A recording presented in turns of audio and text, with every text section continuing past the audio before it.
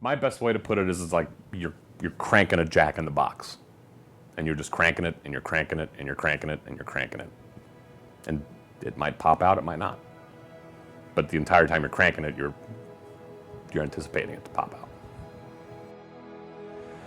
When we were in Iraq, what we did was literally just we went and patrolled every day. We just got in our trucks and we just drove around every day, sometimes 8, most of the time 10, 12 hours, right? Not knowing what's going to blow up at any given time, that constant stress, that constant worry, that constant on-edge feeling you have, that takes a toll on you. And it's not until years later that you realize that that's just kind of how you are now.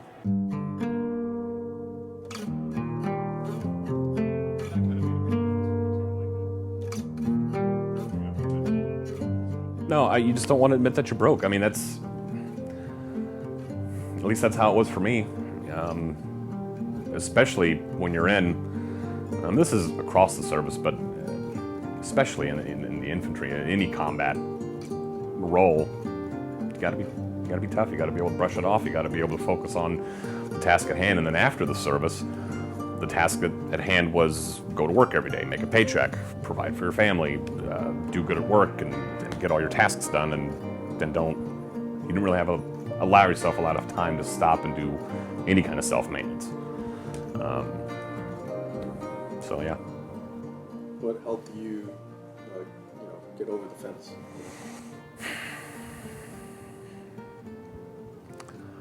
Probably a combination of time,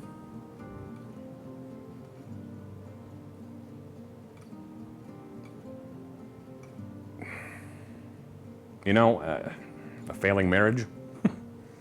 I kind of saw that that a lot of my behaviors were affecting my family. So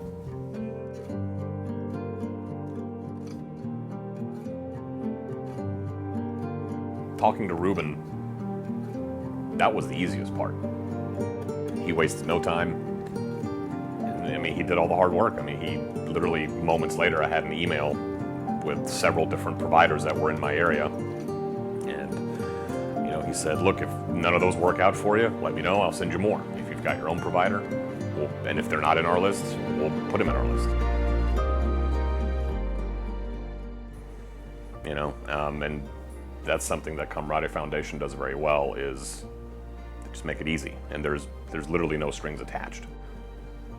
And working things out.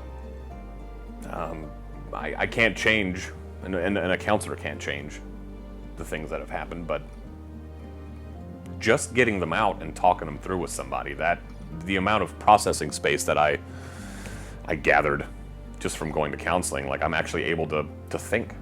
You had to advise anybody who's feeling the effects of PTSD or might be going through it and they might not be aware, what would you tell them? The realist in me will tell them you'll know when you're ready.